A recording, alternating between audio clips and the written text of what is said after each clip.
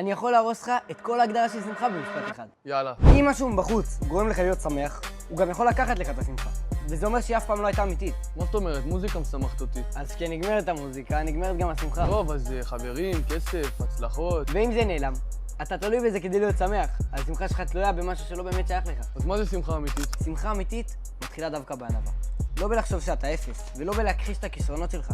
להפך, תדע בדיוק כמה כישרונות יש בך, כמה כוחות יש לך, כמה דברים טובים יש בך. רק תזכור, זה לא בא ממך, זה השם פינק אותך. אז מה, אין לי ממה להיות גאה? יש לך ממה להיות שמח. כי אם מישהו אחר היה מקבל את אותן מתנות, יכול להיות שהוא היה עושה אפילו הרבה יותר ממך. אז אין סיבה להתגאות, אבל יש סיבה עצומה לשמוח. מתוך כל האנשים בעולם, אלוקים בחר לתת דווקא לך את הכישרונות האלה, הוא עדיין מאמין בך מספיק כדי להשאיר אותם אצלך. אז המסקנה שלך זה שלא מגיע לי להיות שמח בכלום. לא.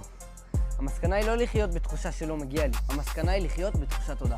להפסיק להתגאות במתנות ולהתחיל לשמוח בהן. כי אם אלוקים נתן לך כישרונות ויכולות, אז כנראה שיש לך שליחות שאף אחד אחר לא יכול לעשות. הבנת? וואלה חזק.